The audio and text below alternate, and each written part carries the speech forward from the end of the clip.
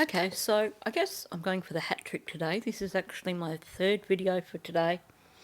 I know YouTube's not really putting my videos out there at the moment, so if you are not getting notifications, I've also put another video out on Lily and Jack Sullivan, discussing the trail cameras, plus another video on the missing Phoebe Bishop case. If you haven't seen that yet, there is one video on that case already. This is a 17-year-old teenager who has gone missing from Bundaberg, which is in Queensland, Australia. She was supposedly dropped off at the airport by her housemates and hasn't been seen since. She actually never arrived at the terminal, never checked in, never caught her flight, and now the car belonging to one of her housemates has been seized and is being described as one of the crime scenes that is being investigated, and they are also investigating the house as a crime scene. So there's certainly more to that story. Like I said,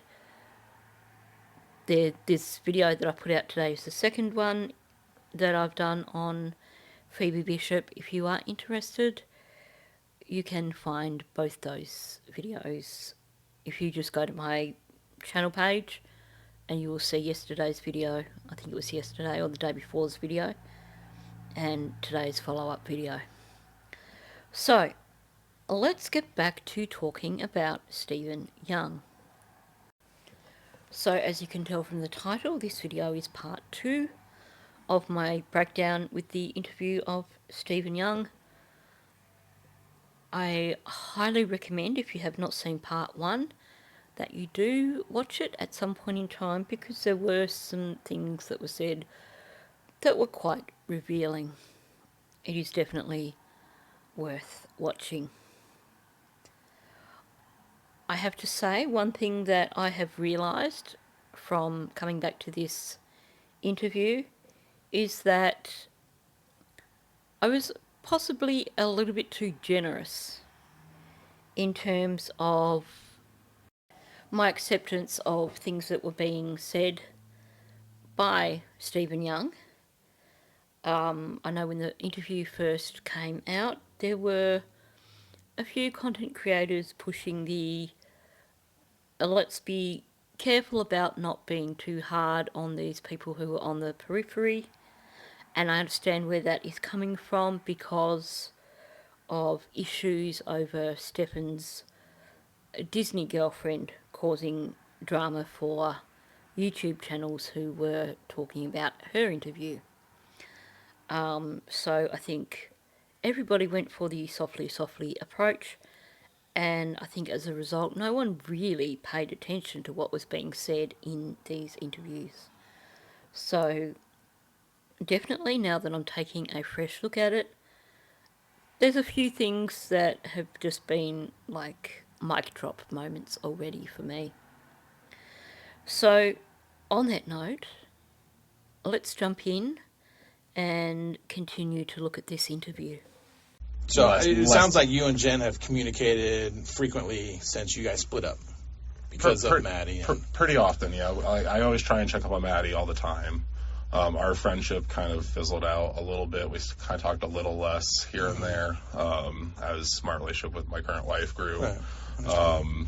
And not because of my wife. Like they're actually great friends. It was actually my mother-in-law that thought it was weird and started getting mad and stuff. So we started scaling back our friendship for the optics of her family. But gotcha.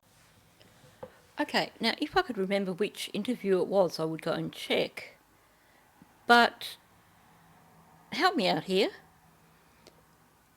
In one of Jen's interviews, and it was after Stefan had been arrested, and they asked her, something came up about where she'd been staying or something, and she mentioned that she had spent time with someone.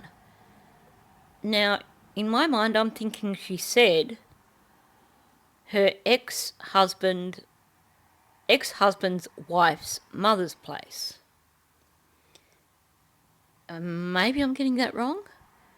Because now we're basically having Stephen saying that the friendship between him and Jean fizzled out after he got married because of his mother-in-law, and because she thought it was, not quite right for them to continue a friendship. Let me know if I'm wrong here. Meanwhile, he's just been asked if him and Jen have communicated frequently. And he says pretty often, because he always tries to check up on Maddie. And he adds all the time at the end of that. He's trying to be super persuasive. He always tries to check up on Maddie all the time. Which makes me think that perhaps he wasn't checking up on Maddie as much as you would think. He's definitely trying to be overly persuasive there. But then he turns around and says, the friendship with Jen pretty much fizzled.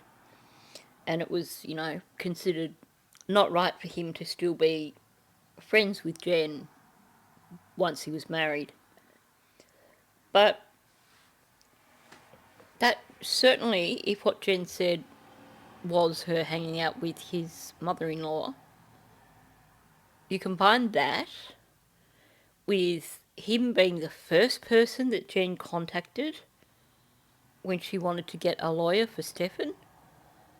And I wonder if he's just saying that the friendship with Jen fizzled out because he doesn't want to admit that they're still close, and he wants to avoid the discussion of her contacting him in terms of trying to get a lawyer for Stefan.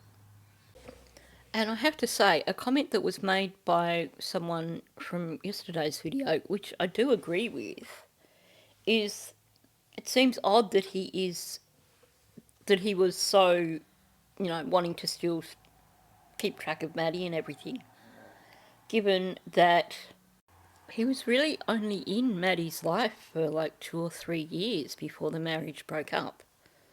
So yes, I know you do become attached to children much faster than that, but he had his own daughter, and I can understand him wanting them to remain close and everything, but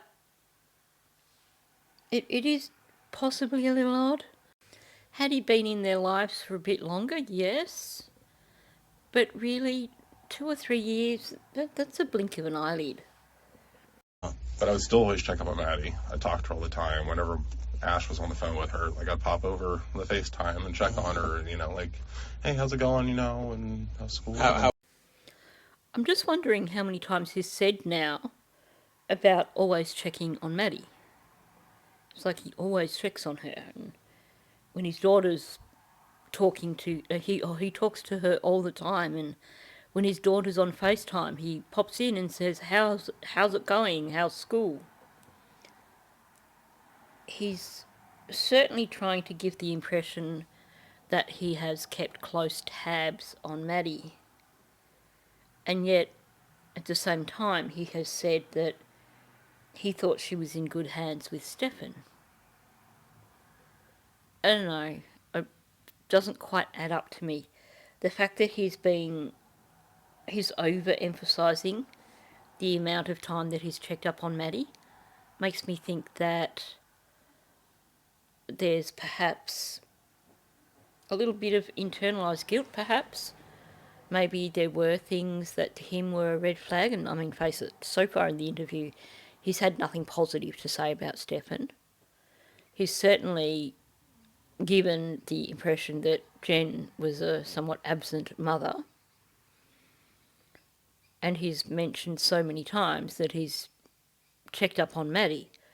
So, when you listen to that and you put all that together, it makes me think that maybe he did have serious doubts about Maddie's welfare, And now he's trying to convince either himself or the detective that he did all he could. Was Jenn, when you would talk to Jenn on FaceTime or Maddie or anything like that, what was like their demeanor? Was at any point during, since you left till up to here recently, any kind of demeanor changes between Jennifer or Maddie? Maddie seemed off for a few years, honestly. And I thought it was just, she's going through changes. It's the teenage years coming. It's the puberty, you know. I remember my daughter going through the depressive stage, you know, right at the end of, you know, elementary school. But, you know, that was right at the start of COVID and stuff. So I wasn't sure, like, how much is, like, an equal comparison for a mood change. And to me, like, it seemed normal to, like, my daughter was going through. She went through a massive depression through, you know, middle school, COVID, lots of things going on. So in my head, it was just like, okay, she's going through changes. Just keep talking to her. Keep getting the two of them to hang out as much as they can online. We'll get down their floor, see each other soon. Let's see if we can fly them up. You know, just trying to get more of the family aspect together. And I thought it was teenage years. Again, he seems to be over-explaining and over-justifying. So Detective Morris has essentially asked him about Maddie's demeanour. Has anything changed? And he's like, well, she's been off for a few years, but, you know, I thought it was the teenage years, puberty. My daughter went all through all that, through that depressive stage. And he originally says, oh, you know, around the end of elementary school and during COVID. And then he changes that after that to basically, yeah, his daughter went through that in middle school. Now, before we go on with the rest of that, let's discuss this. If he's saying that things weren't right with Maddie for a few years, he's talking about from when she was 11. Maybe even just a little bit earlier. Now, really, yes, teenage girls towards the end of year 6 do start to get the hormones kicking in, and you do see a bit of a change. That is basically around the time when they're turning 12, not when they are a young 11 or 10 going on 11. So his comparison there doesn't fit, for starters. Especially not when he then re-clarifies it and basically says that, you know, that's what his daughter went through when she was in middle school. Because, yeah, that's when you expect to see the issues with hormones, the issues with moody teens once they do head into year 7. Maybe the final months of year 6 for some girls, but mostly year 7's when they start to become interesting. For years it used to be year 8 when you just didn't want to know them. It seems like these days that has gotten younger. But to be saying that she's been like that for a few years is essentially saying that it's, you know, from around the time that she turned 11, possibly earlier. He really does dismiss it. He has said 3 times he's blamed it on just a developmental thing, a hormonal thing. It's just that age. I thought it was the teenage years. I think, again, he's probably trying to convince himself, rather than detectives, that he didn't do anything wrong and that basically he did everything in his power with regards to keeping an eye on Maddie. He does say, oh, well, you know, I thought maybe we'd fly them up soon and have some family time. But he's just said that Maddie's been like this for a couple of years.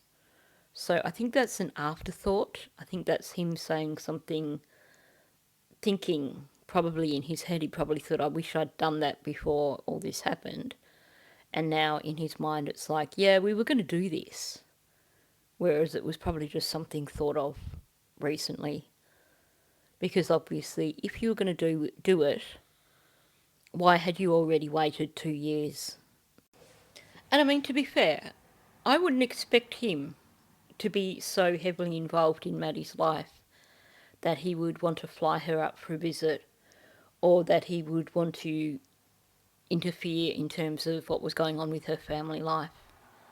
He's the one who's projecting that. He's the one who's projecting that he basically was trying to keep tabs on Maddie because he was wanting to make sure things were okay with her. And he's said that multiple times during this interview. So I'm not judging it in terms of, well, why didn't he do it? I'm judging it in terms of he's paying lip service, basically. He's saying all these things, I made sure I kept track of Maddie, I made sure I kept an eye on her, I kept in contact with her, I considered flying her up for some family time. But that's all it is, it's just lip service. And I'm going to suggest that it's probably him with his own internalised regrets. Not that he's trying to create some sort of impression with the detectives, but rather him having that sort of internal guilt, thinking, I wonder if there's anything I could have done, and this is how it's coming out. I'm going to share something quite personal here. But I think just to understand where Stephen Young might be coming from in terms of why he keeps pushing I kept checking on Maddie, I wanted to make sure she was okay. And what I'm saying here in terms of him possibly internalise it and trying to convince himself that he did everything in his power. There was a young person that I worked with many years ago now, probably close to 10 years ago, and she had a troubled home life and she was battling, and I thought I'd done the best I could when I was working with her. And then a few years later I heard that she had unalived herself. And to this day I still ask myself if there is more that I could have done for her, if there is something that I could have done that could have made the difference. Which, I think it's human nature, we do that. And I'm certainly not saying that I turned my back on this child. I'm certainly not saying that I was negligent in any way. What I'm saying is that I've just gone through my interactions with her. I've gone through everything that I did with this child or for this child multiple times in my head, trying to figure out if there was something I could have done differently. Obviously, other people were responsible for her well-being after I had worked with her. I wasn't still working with her at the time that this happened. I wasn't even in contact with her or anything like that. But it's certainly something that you do think about when a young person's life is lost. So I'm really unsure which way to look at it with Stephen Young, but I think that he is possibly feeling a little bit of guilt here and trying to basically push his guilt away by emphasising how often he checked with Maddie. Maybe he did, maybe he didn't, but I think this is possibly more for himself than for the detectives. Gotcha. How long? You said that was going on for a few years, you think? Yeah, she's kind of felt like different to talk to since like late elementary school. I don't know, just she seemed different. Did Jenn seem different at all? Jenn doesn't seem different. She's just seemed like she's just always trying to figure out what she needs to do with her psychologist to get by, and it feels like her trying to figure that out with a psychologist is always like an experiment. And I feel like she's trying to figure out what to do to get herself here and to be functioning with her mental health issues, but with all the back and forth with doctors, at least in my opinion, it's just always a game of, okay, try this, and so sometimes she gets a little more checked out as they're trying different meds. Okay, this is definitely someone who goes by the belief of always looking for the best in people. We've seen that with how he was talking about Stefan. I think he is definitely underplaying things in terms of Maddie. And now, let's read between the lines with what he's saying here with Jenn. So, he's said, Maddie was different to talk to since late elementary school. And then Detective Morris asks him about Jenn. Is Jenn different? And we get this really long explanation again. He's trying very hard to word things in a positive way, and in doing so, he's got the worst case of word salad ever. And the thing is, you need to really listen to what he's saying to figure out actually what is at the base of it. So he's saying Jenn doesn't seem different. She's always trying to figure out what to do with her psychologist to get by. She's trying to figure out what to do to get herself here to be functioning. So now that we're aware that he basically tries to put everything in a positive light, I think we can translate that. Basically, he's saying Jenn's all over the place. She's up and down. She's different from one day to the next. And she's basically not present for Maddie in an emotional sense, or even in a day-to-day simply existing and doing normal functional things. So he is basically saying here, Jenn's a complete screw-up. She's quite possibly not capable of parenting Maddie. Now maybe I'm being a little less generous than him, but I think when you look at what he's saying, I think that's exactly what is being conveyed here. Jenn is not capable of looking after herself, let alone looking after a teenage girl. And that definitely goes in with him talking about her basically checking out and him having to do all the parenting, which is what we heard yesterday. And it certainly fits in with the amount of time that her family put into looking after Maddie. He is essentially saying Jenn is a complete utter screw-up. She is a psychological wreck. And look, I can understand people being in a situation like this where they're being interviewed by a detective and they're being interviewed about a deceased child and their ex-wife, and they don't want to be the person responsible for hanging their ex-wife. So they're going to talk diplomatically. But look, at the end of the day, why was he there?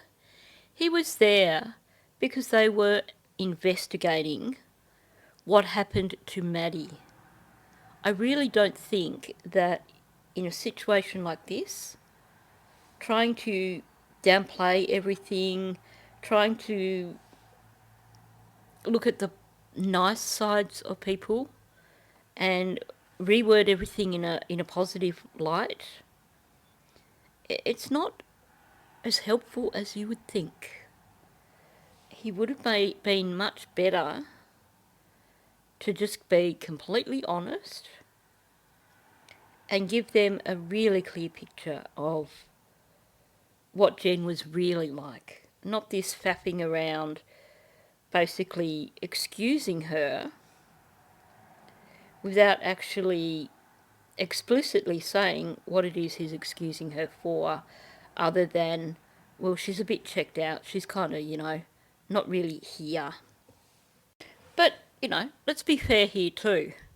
While he's faffing around and trying to be Mr. Nice Guy and trying to give this whole I see the best in people kind of narrative, Detective Morris is not doing anything here in terms of seeking clarification. He's just, throughout this interview, just basically accepted everything that Stephen has said on face value for starters. But he's not asking any really deep clarifying questions. And the thing that worries me when I'm listening again to these interviews with Detective Morris is if he is like the head investigator for Kissimmee, how do we know that he is going to get off his ass and build a case against Jenn Soto? I do hope I'm wrong about that, and, I will revise my opinion after Stearns has been through court, but I do have some concerns about the efficiency of Kissimmee PD. You compare this Detective Morris with the other detectives, like Detective Tagler and Detective O'Malley, and they're just in completely different worlds. And I don't feel Did like... she ever talk to you about her doctors or any kind of different medication? I know she's been on different medication over the years. I don't know exactly which ones. I know she's tried different things. She's complained about some that have like knocked her out and make her like super tired. She's when did she tell you that? That she has meds like that. Mm-hmm. Geez, I've known her for a long time. She's like gone through a lot of back and forth, with meds. I know I can't pinpoint a specific time period on which one. Your relationship with her?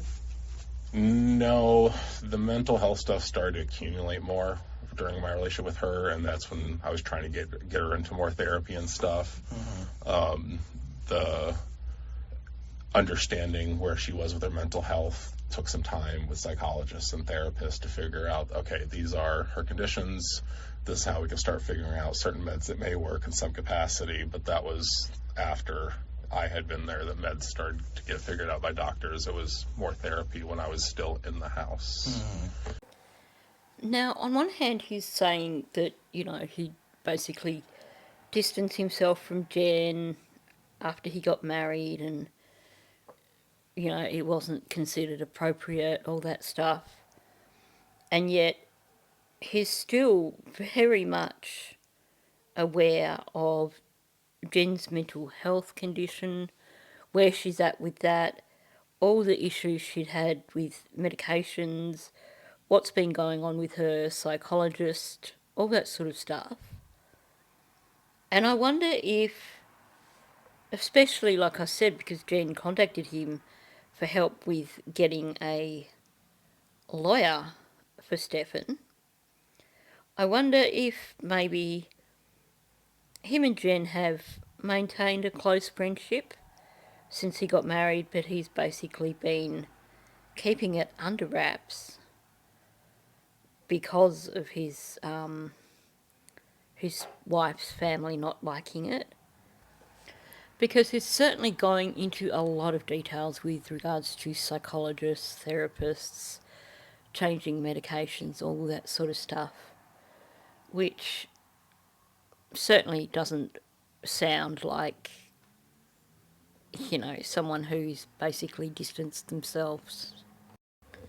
And, he's been asked for a time frame in terms of Jen's issues with medications and that, and he can't give a solid time frame, which had he, after he got married, you know, started distancing himself, you'd expect him to say, well, I'm talking about the period of time after I walked out on the marriage.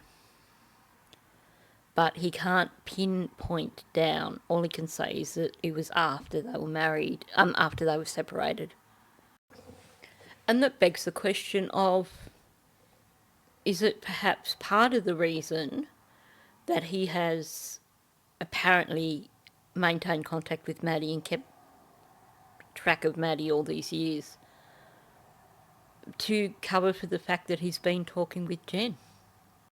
This, of course, is all wild speculation, but it's just interesting because, like I said, you've got to really read between the lines with this guy, because he is definitely speaking about everybody from the perspective of someone who always looks for the positives in people. And in this instance, he needs to be just upfront and say it how it is instead of trying to gloss over it. If that makes sense. Did she ever talk about Jenn now? Did she ever talk to you about more recently that any medication has changed or anything like that that would like offset her? Or, you know, some people when they change their medication, I know everything just changes. The only thing I know that she said about her medication recently is there's a nighttime one that just knocks her out. So she takes that one at night. When did she tell you that? Must be when I've been recently talking to her about this over the past few weeks. Like this, or it's happened all week ago. So we saw it online on Monday. Yeah. So she never mentioned that prior to. Well, I haven't talked about her meds in a while. Okay. This is just recently, because I was like, all right, so what's going on? Like, where's your head been? Like, like how much do you remember right now? Like how much do you remember right now? Like with your meds. So I think he kind of slipped up there.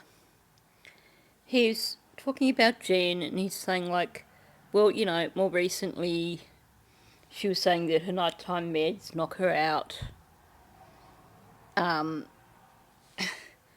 And then he has to clarify that, well, you know, he was talking about that over the past few weeks. Like, she hadn't mentioned it prior to Maddie going missing because, you know, they hadn't really been talking about her meds for a really long time.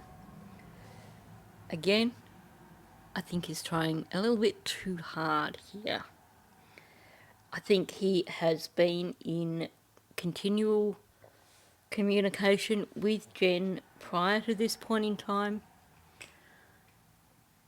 I do believe, though, that in terms of the her meds knock her out thing, that probably she did feed that to him after everything happened with Maddie. Because that was her big excuse, wasn't it? She had no idea what was going on because her meds knock her out. Even though she said so many things that actually prove that to not be the case. Whether she has said that to him and he's just believed her and is repeating it, or she said, this is my excuse, let's stick to it, who could know? Because he, after saying that, it's like he realises he's slipped up after saying that him and Jenn have basically become distant because of the whole mother-in-law situation. Because, like, he's like, well, I haven't talked to her about her meds in a while. This is just recently. And then he comes out with all this stuff, like, and I said to her, what's going on? Where's your head been? Like, how much do you remember right now? Now, they're the sort of things that you would expect someone to be saying with a really, really close friend. Not someone that they had distanced themselves from, but someone who they were still close with. Sure, he's her ex-husband, but really? The other thing with that it just sounds like he's making excuses for her here. I think he's basically put his foot in it, mentioning about a recent conversation about her meds, showing that, hey, yeah, we have still been talking quite a bit. And then in an attempt to backtrack, he's said, well, I haven't talked to her about these for a while. This is just recently, since Maddie. And then the things he's saying here makes it sound like, I was just concerned and I was asking her these things. But let's read between the lines again. What's going on? Where's your head been? How much do you remember right now? That to me sounds like someone saying, you've really effed up. You let this happen on your watch. Please explain. It's like him saying, well, with Stefan, he thought that Maddie was in good hands. And now he's trying to defend Jenn. But then when you listen to everything he's saying, he's basically saying, yeah, she's just one almighty screw up as a parent. And actually, I think that she is probably just as culpable for what happened because of she basically wasn't there for Maddie, she wasn't paying attention, she wasn't being a good parent. But he doesn't say it outright. Instead, he's basically talking in circles, trying to avoid getting to the point. And essentially, it sounds like he is, like everybody else, giving Jenn a free pass and essentially standing up for her. I just really struggle to understand why all these people are standing up for Jenn when Maddie is the one who needs people to speak up for her, speak up in her defence. What did she tell you happened? Right from, like, the day that Maddie went missing, when did you first hear about it? My wife saw it online. I'm not on social media, but she saw it immediately. And so I start calling, and anybody I know in Florida, I just say, please send it. Anybody. And then I was like, all right, everybody outside of Florida, if you know somebody in Florida, send it. And I was just on blow up, just anybody I can contact to share the information online she was missing. When the first time you talked to Jenn, what did she say? I talked to Jenn. It was either that I think it was the next day. I think it was Tuesday. I was finally able to get a hold of her. And I was trying to talk to her. I was trying to figure what happened. And she had told me... Sorry, I'm trying to remember. That's okay. She had told me that Maddie was missing and that Stefan had taken her to the school. But he had made a bunch of stupid mistakes, and he accidentally deleted his phone, and what the other thing he said, and he forgot his phone, and Maddie forgot his phone, which didn't surprise me. My daughter forgets her phone all the time, but like him not having his phone, I felt was shocking because I remember him I always saw him with his phone. He was always unready. He was always typing away at something. But Maddie, like, that didn't surprise me. Like, a teenager forgetting their phone. Now, he seems to make a habit of not giving direct answers to questions. Beating about the bush, essentially. But in this instance, it's possible that he has just misinterpreted what Detective Morris asked him because he's not great at asking clear questions either, so the pair of them together are a bit of a disaster. Detective Morris said to him, "What did she tell you happened?" But then before Stephen can really answer that, he says, the day she first went missing, what did you hear, or what did you first hear about it? So he's actually essentially asked two questions, and in this instance, the answers are two very vastly different things, because he didn't hear about Maddie being missing from Jenn, he heard about it from his wife, who had seen it online. And he goes on to say about trying to call everybody he knew in Florida. And he only comes back to it afterwards and says that he finally got hold of Jenn the next day.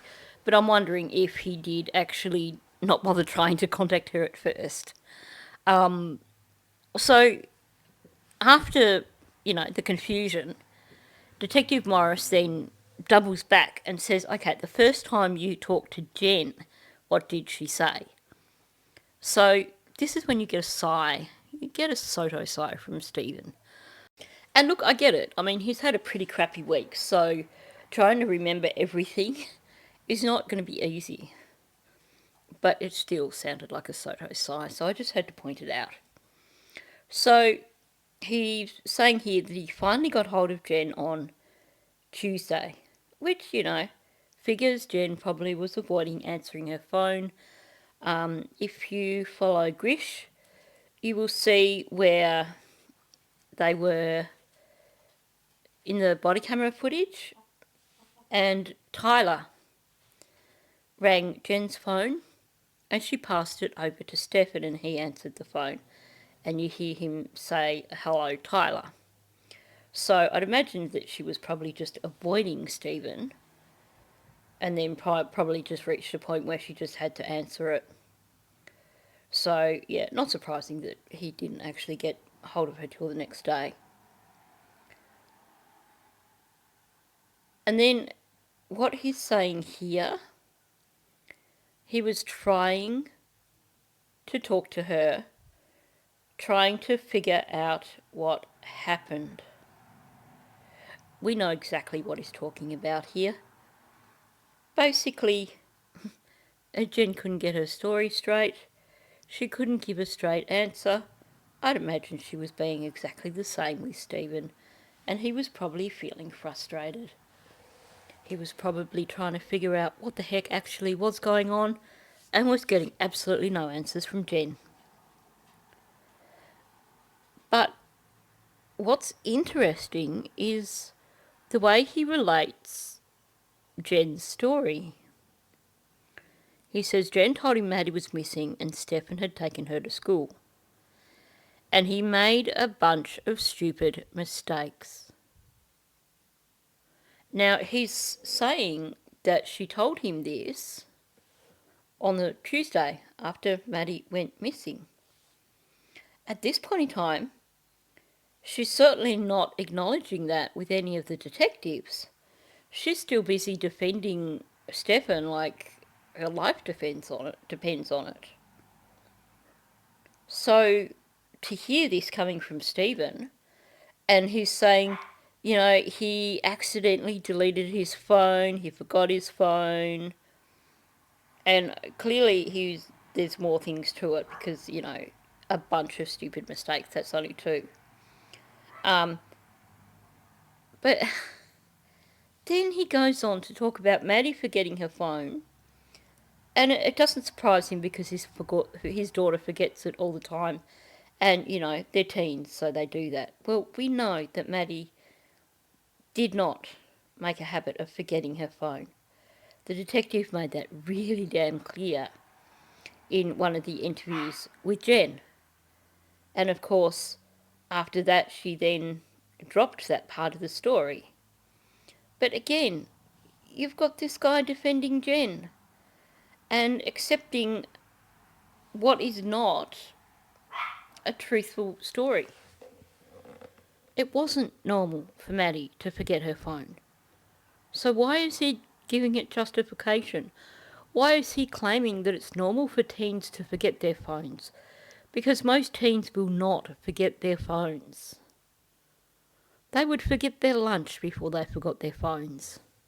So it seems to me like at this point he's offering what is a inaccurate narrative.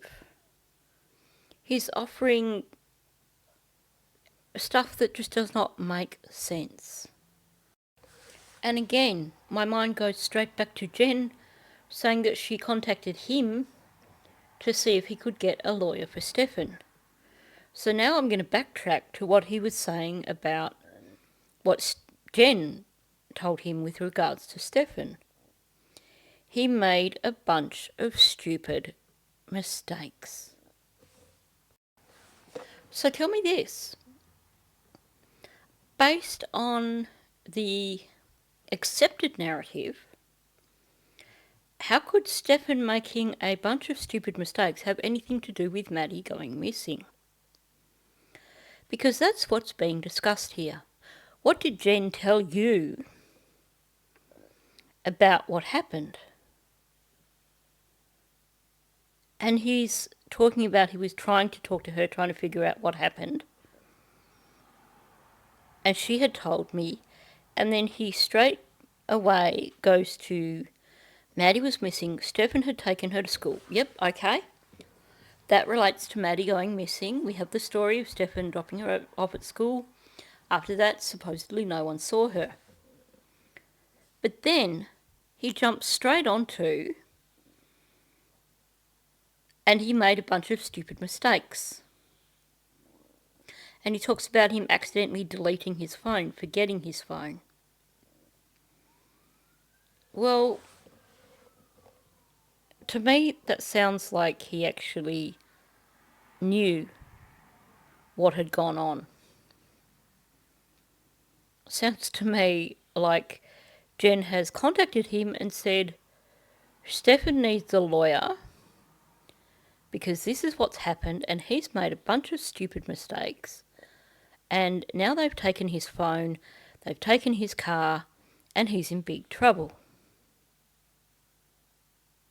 Like, it honestly sounds like what Stephen is saying here is that Jenn has actually admitted to him that Stefan basically did what he did with Maddie, but he made a bunch of stupid mistakes. Otherwise, how does his stupid mistakes, like resetting his phone and forgetting his phone, how does that possibly connect in Stephen's mind to Maddie going missing? If you didn't know this case and I said to you, okay, well, we have the mother and we have the stepfather, and he took the daughter to school and then he made a bunch of stupid mistakes like resetting his phone and forgetting his phone. You're going to sit there, you're going to stare at me and be like, what? What's that got to do with anything? So it seems like he may have actually slipped up here and admitted to having some knowledge of what went on. Either that or he's getting his conversations with Jenn mixed up and this is a conversation that he had with her after Stefan had been arrested, and it wasn't a conversation that occurred on the Tuesday directly after Maddie went missing.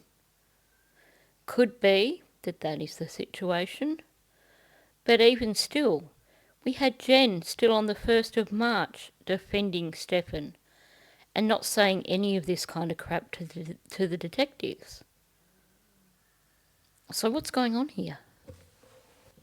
And of course, Detective Morris didn't pick up on what was being said here and just let it go. And so, like, I call them idiots, you know, like, why the fuck would you do that? Like, now you look more guilty. Like, I thought he was innocent. Like, I thought it was somebody that was protecting Maddie. Mm-hmm. You know, I thought that they were both, you know, looking out for her, and now I just don't know what to think anymore, you know? Mm-hmm. So, as you may have gathered, I ground to a halt last night and am continuing this on today. So, in the background, you will hear the sounds of two extremely crazy puppies because I'm once again babysitting my sister's pup. So, first we have Stephen referring to Stefan as making stupid mistakes. And now he's saying, I called them idiots. Why the F would you do that? Now you look more guilty. Why call both of them idiots? And why the now you look more guilty?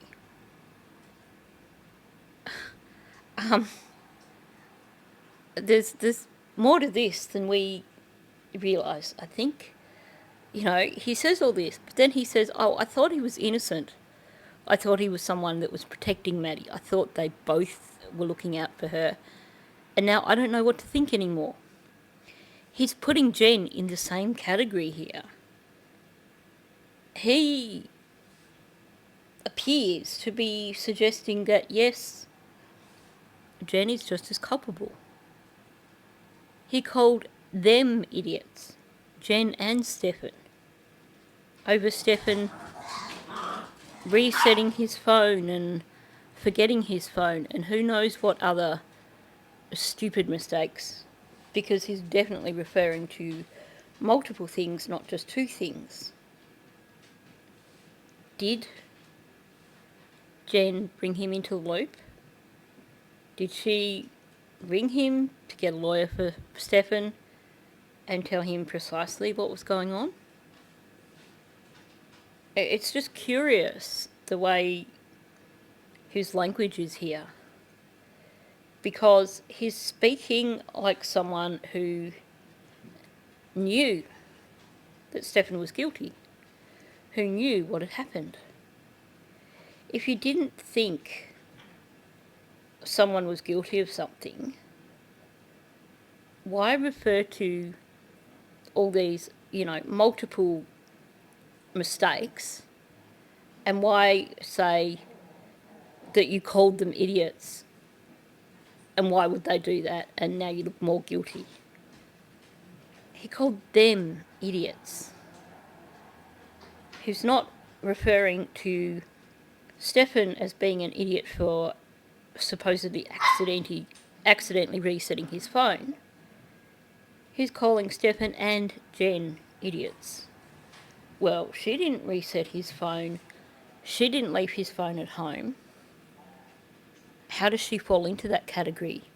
Unless this is up there with that conversation that Chris had with Stefan on a jail phone call, where Chris basically said that along the lines of, if you'd have spoken to me, I could have helped you come up with a better story, because your story sucked. Now, obviously, I'm definitely paraphrasing there, but if you've listened to the recent release of jail phone calls, you know what I'm talking about. But now, was this talking to Jenn over the phone or text message, or I think this was a phone call. I haven't. I think I called. I finally gotten a hold of her because I wanted to hear her voice, to hear what she sounded like when she said these things. Now, when you were talking to her over the phone, like you said, you're hearing her voice saying these things. Mm-hmm. What she was saying, was that kind of like her normal tone, or a different tone, or like, how would you describe it? It sounded like anxious Jenn. Like, it sounded like something's wrong, and she couldn't wrap her head around it. Like sometimes she has to take her meds, but you can still tell in her tone sometimes how she is, and I could tell she was a little muted, probably from meds she had to take, but I could tell her anxiety was at 100. Even with some mutes, once you know a person, you can kind of tell some of their tells a little bit, just their pace and their talking is I don't know, you're still amped up. And I could tell she was like that. He was very quiet. Very quiet. So you talked to him as well? I was on speaker in the car. Okay. And he was there at the time, and and so I'd asked him, asked him, but he really didn't say anything. She kept just What did he say? He was yeah, she was there, and I feel so guilty, and I can't believe that I left my phone. And I was well, why the fuck would you do that? It's stupid. Have your phone, wherever you go. It's suspicious immediately. If you don't have your phone as an adult. And he was yeah. And then I actually reset it. What the fuck, dude? And Okay, so if we look at the timeline for the day after Maddie was reported missing, then you supposedly have Stefan sleeping all morning, Jenn doing her interview with Detective Hunt, and then I believe Stefan did his, and then not really certain what we have in terms of the timeline between then and when they were then interviewed later in the evening. But I'm going to take a stab here and say that this was almost certainly the time when Jenn rang Stephen to get him to help them get a lawyer for Stefan. So, because she's talking about them both speaking to him at the same time, he had them on speaker. And of course, based on him saying that he'd been trying to get hold of Jenn and couldn't, and then she finally rang him, I do think this was her ringing him to say, help me get a lawyer for Stefan. So, why am I saying that? Well, he's still making comments that, to me, make it sound like they have brought him in on at least some of the story. Why would you just turn around and tell someone they're stupid for not having their phone with them wherever they go? Like, people forget their phones. I'd be pretty pissed off if I went to the store and realised I'd forgotten my phone, had to come home and get it, because obviously, you know, Apple Pay, all that sort of stuff. And if I'd have said that to my sister, for example, later on, and she said, well, you're stupid, I'd probably boot her out the door and wouldn't speak to her for a couple of days. So, you know, people do forget their phones. So him saying, you know, it's stupid, you should have it with you everywhere you go, sounds like an overt reaction. Unless, of course, he's looking at it in terms of, like he said, why would you do that? You just look more guilty. And he's saying, you know, it looks suspicious immediately, and then he reset his phone and he's like, what the F, dude? So my question is this. If he thought it was all so very suspicious, why didn't he get off the phone from them and immediately ring Kissimmee Police and report the conversation? It appears that he didn't do so. He just told them they were stupid, told them that they looked more guilty, and I'm just wondering if he actually made steps to start looking for a lawyer for Stefan. Because from what he's saying, it sounds like he was pretty convinced that Stefan was guilty at that point in time. Whether it is because they've told him some of what was going on, or whether he figured it out, but he's giving two different stories. You know, he's assuring Detective Hunt here that he thought Stefan was innocent, and you know, that they were both looking out for Maddie. But then he's also saying all these things that show that he thought the pair of them were a pair of twats, and they were pretty damn stupid, and they looked pretty damn guilty. There's so much contradiction here. Now, going back to the conversation about Jenn. What was Jenn like? Well, she sounded anxious, like something's wrong, and she couldn't wrap her head around it. And then he says she was a little muted, probably from meds, and her anxiety was at 100. Well, if she was muted from her meds, and you could still hear the anxiety coming through, I wouldn't say that it was her actual prescribed medications that were making her muted. is this another instance where he's being careful not to say things outright and the detective is meant to read between the lines? Because the problem with that is that Detective Morris is really not good at reading between the lines. So I think a lot of what Stephen has said here has just been completely missed. Let's face it, Jenn was toasted. She wasn't muted from medication. She was toasted. And let's talk about anxiety. We have Jenn claiming that, she was having trouble with her anxiety. We now have Stephen saying she sounded like her anxiety was at 100%. But here's the thing. If you are someone who has trouble with regulating your anxiety, and it's not medicated, then anxiety at 100% is going to look like a complete emotional meltdown,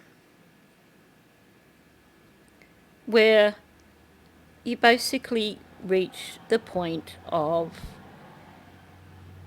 being in tears and unable to stop them no matter what you do. I don't understand how Jenn could be muted from her meds and still have anxiety at 100%. It doesn't fit, and I think he is trying to defend Jenn here again. Even though he's said before, I thought they were both looking out for her and now I don't know what to think. He has included Jenn in a few of these statements here, which makes me think that he believes that she has, played a part in Maddie's demise in terms of allowing things to happen. But then he stands up for her. I just don't understand why so many people were standing up for Jenn. I mean, is there something that we're not seeing here? Because the person I see is not someone that I would ever want to stand up for. I wouldn't want to put my own reputation on the line to stand up for someone like Jennifer Soto. And that's really all he mentioned. And then Jenn resaid the same thing and told me that he had dropped her off, and she thought that she had woken up at 8:20 in the morning, and then Sailor was barking to go to the bathroom or needed to go to the bathroom, so she started to get up. But he said, no, I got it. And he was like, yeah, I was trying to let you rest. And then he went and took the dog out, and then came back and said that, oh, don't worry, I'm taking Maddie to school, and then let her keep resting because she was going through training at a new job, and she was just really tired, and that she had called him up to come help with taking her to school and helping to get the dog and Maddie situated so she can balance the new job she just started. Okay, this is something that I have probably missed the memo on, if it's something that has actually been discussed previously. But does anyone know what profession Stephen Young does? Because I'm thinking maybe he's just really thorough in giving details. Maybe he comes from a legal background and that's why Jenn wanted him to help her get a lawyer for Stefan. Because he's being so thorough here. He's been... Maybe all this additional stuff that he's given is because he does have a legal background and he's trying to just give as much as he can in terms of what he believes to be relevant. Because he's really said a lot here. He's basically given his conversation with Jenn about that morning, which, I was sitting there thinking, why is he going into so much detail? Because it's not something that absolves Jenn of anything. It's just, part of the morning narrative. And his version is a little bit different from Jenn's as well. So it's not like he's giving Jenn's version of the story. He's adding in things here that she's told him that she didn't tell the detectives. So I'm curious. I'm undecided yet as to whether he just has picked up on a lot of things from Jenn and Stefan, and that's why he thinks they're a pair of idiots. Not that they've actually told him anything specifically, but that from questions he's asked them or whatever, when Jenn rang him and said Stefan needs a lawyer, that he's just figured it out pretty damn quickly without them telling him a great deal. So he's talking about Stefan first, basically in reference to Stefan resetting his phone and forgetting his phone, and he says that's really all he mentioned. Now, yes, that's something you could be saying in terms of trying to be persuasive. That's all he told me. Just emphasising that's all he said. But he's also said before that he made a bunch of stupid mistakes, and yet he's only offered up 2. So I'm wondering if when he says here that's really all he mentioned, that Stefan did mention more, but for some reason Stephen is choosing not to say it. I could see that either way in terms of him saying that's really all he mentioned.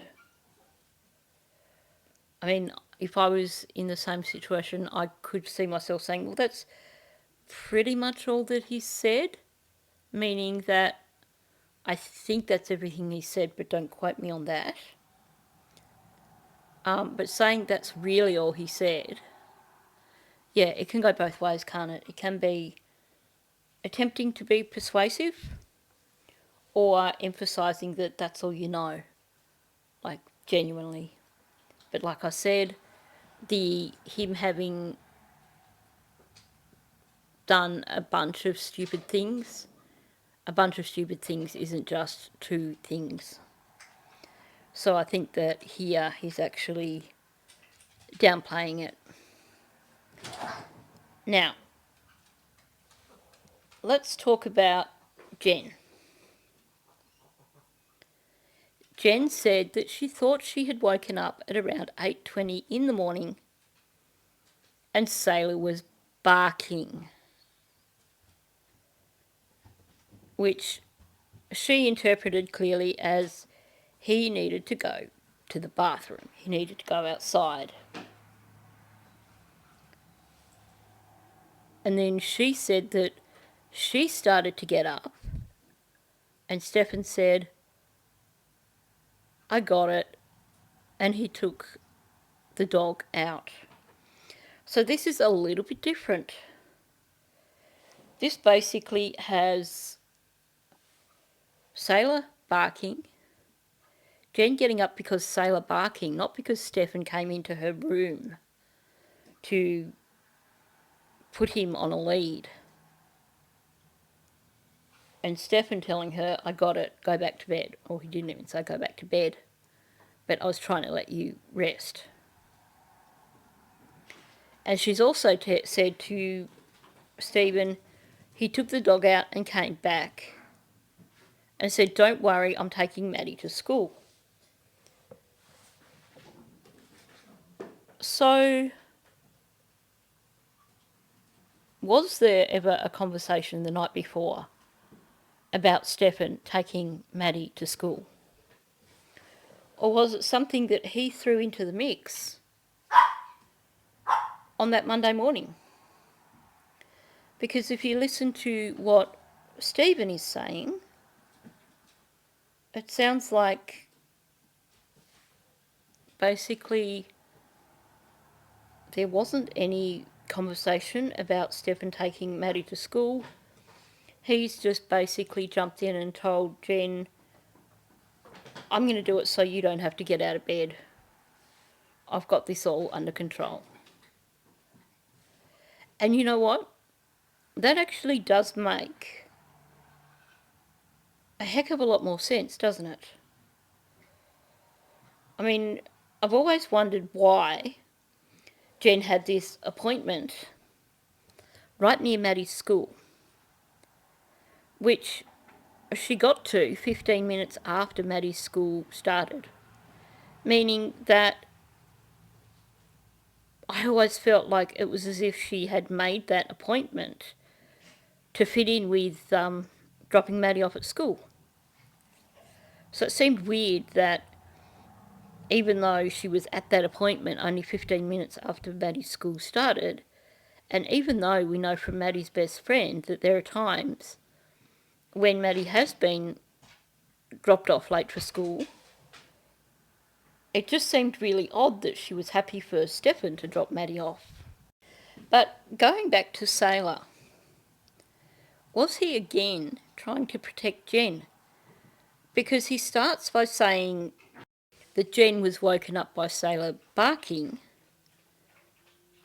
because he needed to go to the bathroom, and then he corrects himself to, or he needed to go to the bathroom. Well, essentially he's just started with saying Sailor was barking and then gone, yeah, scrap that, no, he didn't bark. Jenn just happened to wake up and know that Sailor needed to go to the bathroom. Now, my dogs have 2 different strategies when they need to go outside. 3, I should say. Taka, my big dog, she just waits. If I'm asleep and she needs to go out, she waits. If she's desperate, she'll go out in the hallway and wait. And I usually hear her, I usually wake up because I hear her claws out on the wooden floors in the hallway because I've got carpet in my bedroom. So that's what Taka does. Mouse has learned that if he goes out and stands by the back door and barks, that I will understand that he needs to go outside and I'll go and let him out. Amira, if she needs to go outside during the night when I'm asleep, she'll do one of 2 things. She'll either crawl onto my pillow and try and snuggle in to the point where I wake up because my head is being pushed off the pillow, or she will just squiggle around until she's pushed me sideways enough to wake me up, and then she'll get out from under the doona, and that's her way of saying, I've got to go outside. We've not heard Jenn say anything about Sailor hopping onto her bed to wake her up or anything. And we've heard accounts from Natalie that usually when she leaves to go to work, Sailor's asleep by the sofa, meaning that he seems to be the sort of dog that would normally just wait to be taken out, like my big dog Taka. So, the barking. I've always thought that Jenn's story didn't quite add up. This dog who's normally in the living area is suddenly on her bed and Stefan's telling her, go back to sleep, I've got this, I'm taking him outside. It seemed like there were bits of the story missing. But when you look at it this way, the way that Stephen's telling it, it starts to make sense. She woke up not because Sailor was on her bed and Stefan was trying to wrangle him, but because she heard Sailor barking. That would also explain why Stefan never mentioned that part of the story, because it sounds like that is somewhat out of character for Sailor. Mentioning it would have basically involved a change of morning routines that would have needed additional explanation. So Jenn said this to Stephen in a three-way conversation. This means that Stefan knew this was part of Jenn's narrative, and yet he still stuck with the, oh, I was in and out just giving her updates during the morning. So, there's an important reason for him avoiding mentioning that Sailor was barking and he offered to take him outside for Jenn. And now we get the question of, if Sailor was barking, why did none of the flatmates mention that? Were they not mentioning that because it was something out of the ordinary and they didn't want to dump Jenn in it? Now, of course, it's possible that Stephen could be doing the Chinese whispers thing, and in his head this is how he's interpreted Jen's story, and the Sailor barking bit has, just been his addition. But he's very specific here. He talks about Sailor barking, and he talks about Stefan saying, I was trying to let you rest, and telling Jenn, don't worry, I'm taking Maddie to school. Now, let's say that what Stephen is saying here is what Jenn told him. That to me proves that Jenn, at some point in time, became aware of what happened and was lying for Stefan. Otherwise, why tell this version to Stephen and an entirely different version to law enforcement? This version that she's giving to Stephen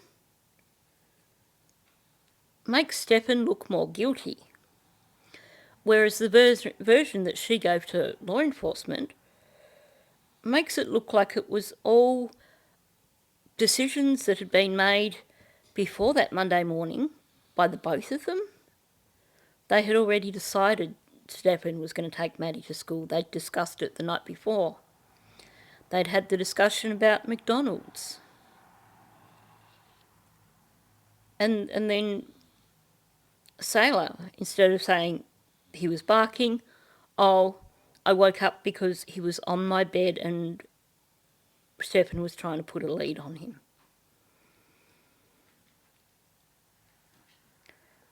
I really think this is a crucial bit of information here. If he gave this as testimony in court, this would certainly make Stefan look even more guilty. And yet, for some reason, his name is not on the list of depositions at this point in time. Is it just that the prosecution hasn't gotten as far as looking at his interview yet? Or is it because he does contradict himself throughout this interview? But the thing is, when you depose someone, then they have to tell the truth. Otherwise, they're potentially facing charges for perjury. So he would be a really good person to depose and get some straight answers out of. I mean, he's already contradicted himself again here. He's saying that Jenn had called Stefan up to help him with taking Maddie to school and help with the dog and Maddie. And yet, before that, he's saying he's essentially implying that the plan had actually originally been that Jenn was going to take Maddie to school on that Monday. But that Stefan told her, I'll do it, you sleep in, I'll do it, I'll take the dog outside, I'll take Maddie to school, you just rest. I mean, honestly, questions definitely need to be asked here. Why is this version that Stephen is saying different to Jenn's version? And this version makes so much more sense than Jenn's version. This sounds more logical to me. Now, the other thing I want to talk about here is the time that he mentioned. He says she thought she'd woken up at 8:20. That's a very specific time. That's not, she thought she woke up about 8:30ish or sometime after 8. It's very specific, 8:20. Now, that could fit into the timeline one of two ways. Stefan did in fact return to the townhouse. He went through the main security gate at 8:19. Now, I don't know how long it takes to get from that main security gate to their townhouse, but the front entrance is much closer to their townhouse than the back entrance if you look on a map. So, is that the time that Jenn woke up? Because that could fit. Or did she wake up at 7:20 and think it must have been around 8:20? Now, I don't know specifically what model phone she's got in terms of iPhones, but it's definitely one of the later ones, somewhere between a 14 and a 16.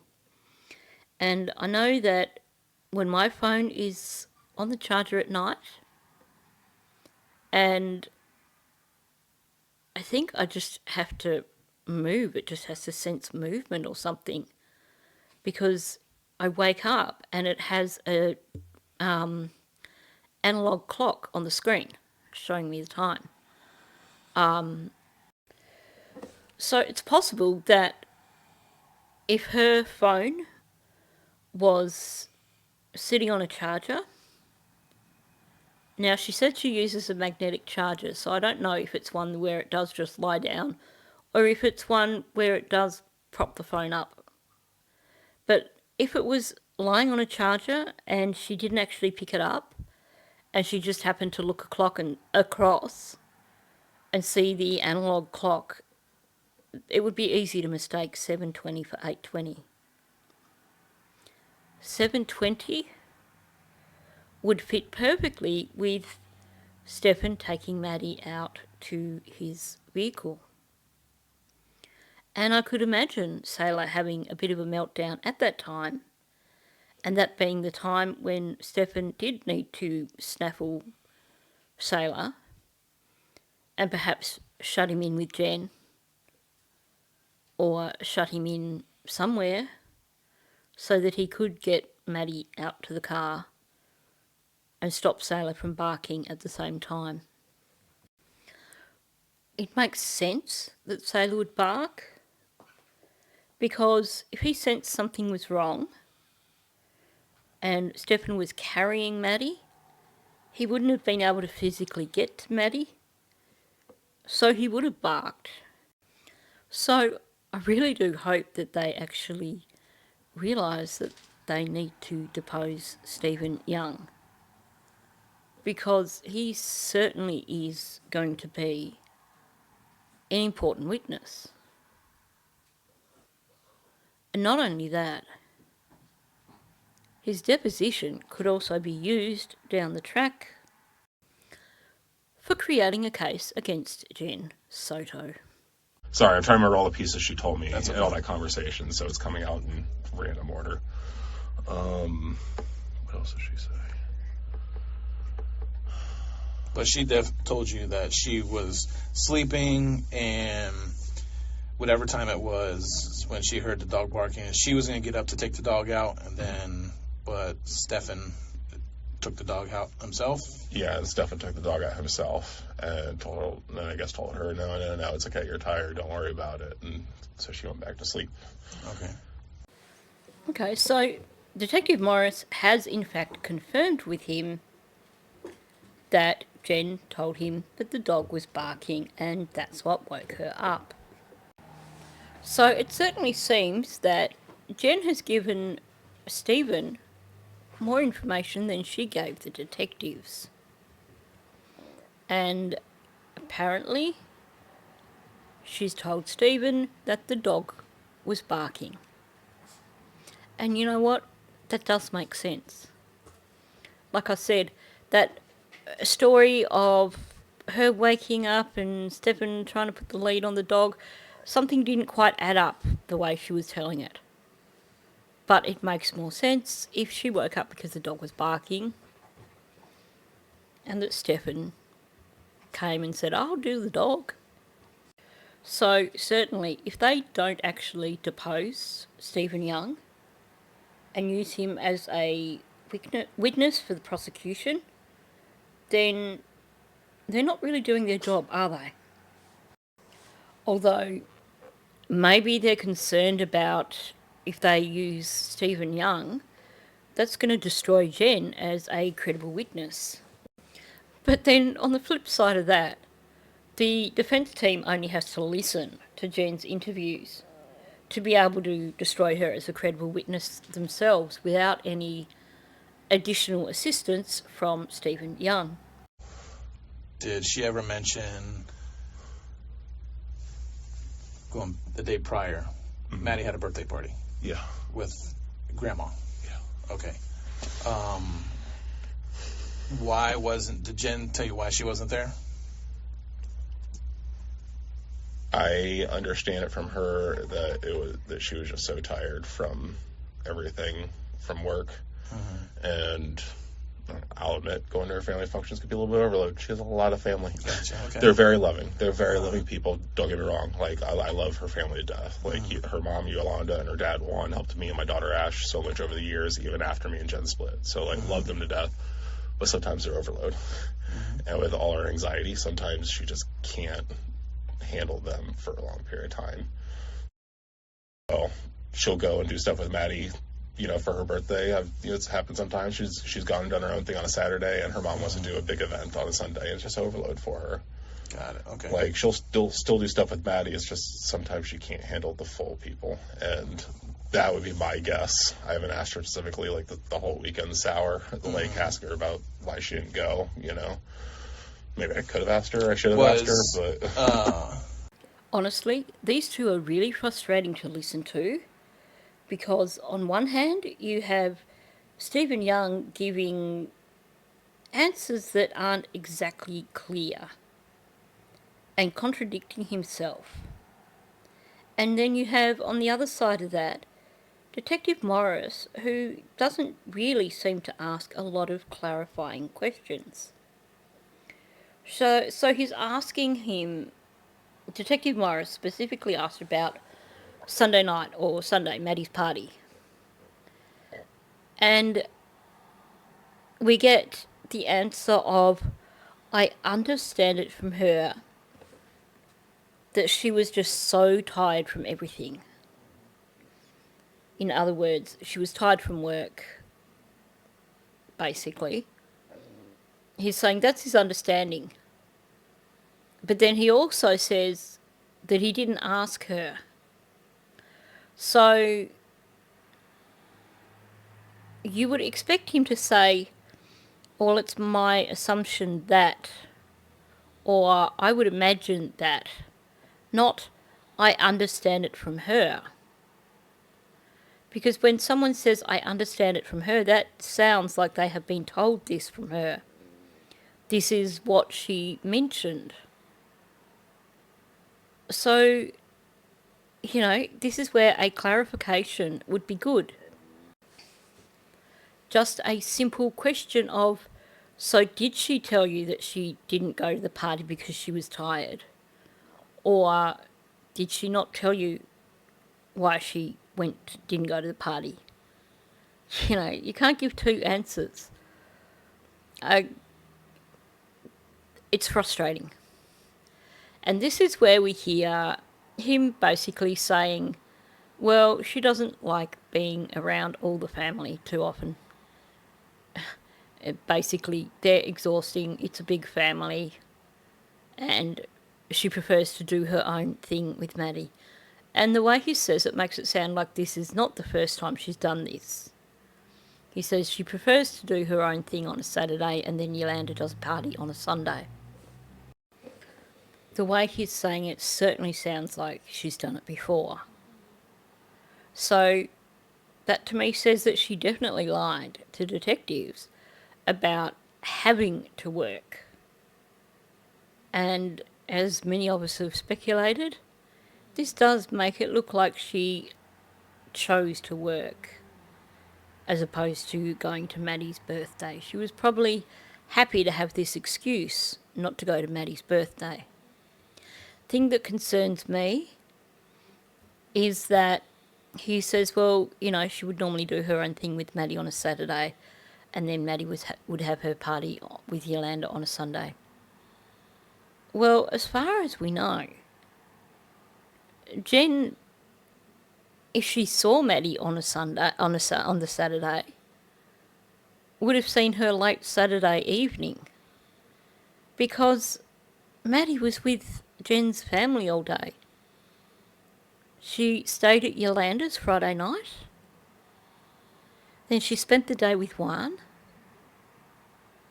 And it sounds like, from what he was saying, that when he took her for a Whopper and had a double Whopper himself, that was in the evening.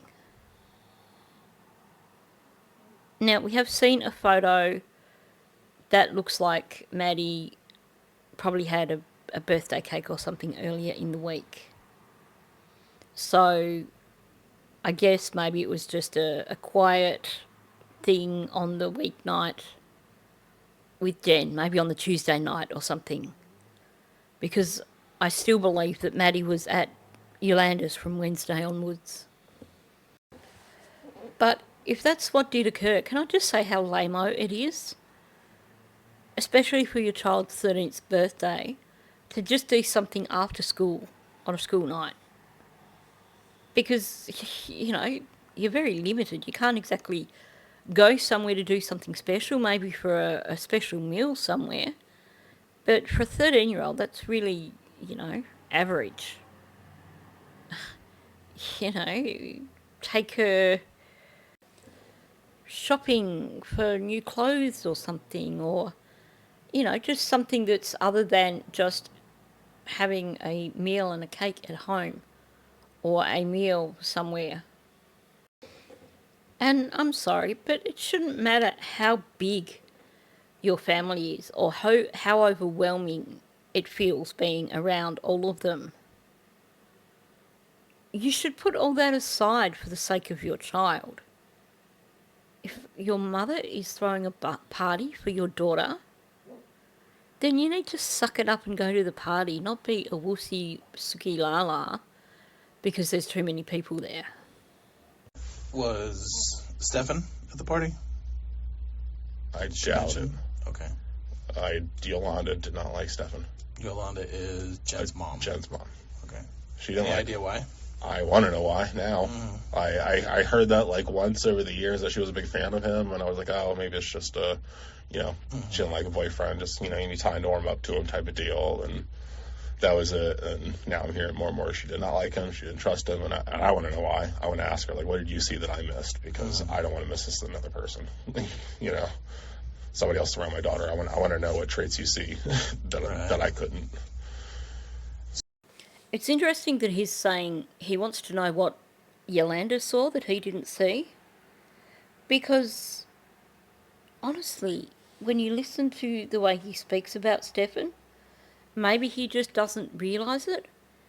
But he certainly sounds like he didn't really trust Stefan. he didn't really like Stefan. He felt the need to keep tabs on Maddie for all these years. So I wonder if he's just not really noticed what he actually thought about Stefan. Maybe he spent so much time telling himself that Maddie was in good hands, Stefan was fine, to reassure himself, because he saw all these other signs, that he can't even see that in reality he didn't like Stefan or trust him. I mean, these reassurances that he's giving to Detective Morris, are they reassurances for him or for Detective Morris? I thought she was in good hands. And the thing that really frustrates me here is that had this been Detective O'Malley doing this interview, at this point he probably would have said, yes, but you said such and such a thing, and pointed out the various things that Stephen had said that seemed to indicate that he actually didn't trust Stefan and didn't like Stefan. But it seems like Detective Morris has just completely missed the contradictions that are going on here. Now, there's something here that Stephen said that is significant. Something that we didn't hear from Yolanda. And like I said, I think the Soto family were closing ranks. But it also, I can understand why she might have not admitted it, because it looks bad for her. He's talking about Yolanda not liking Stefan, and she said she didn't trust him. This is the first time we've heard from anyone that Yolanda didn't trust Stefan. You know, the reasons that she gave were quite shallow reasons. You know, he doesn't work, he doesn't do anything, he doesn't contribute to the household. But she never said, I don't trust him. And I suspect the reason for that is because there's probably a bit of guilt there, because if she didn't trust him and she had Maddie crying to her on 2 different occasions about not wanting to go home, and she knew about the co-sleeping arrangements, why didn't she say or do anything? We know that apparently she repeatedly said to Jenn that she didn't like the co-sleeping arrangements. But if she didn't trust Stefan, why just sit back and do nothing and say nothing? That was her granddaughter. Why didn't she, if she didn't trust Stefan, why didn't she take the time to talk to Maddie? Why didn't she ever ask Maddie the real reason? Why don't you want to go home, Maddie? Because it seems like she's just made this assumption each time that Maddie didn't want to go home because of her relationship with Jenn, that maybe there'd been a fight or something. But now we're hearing that she didn't trust Stefan. And yet she never acted on that. I mean, I know it's hard to interject in a situation like that when you see that, when you don't trust someone,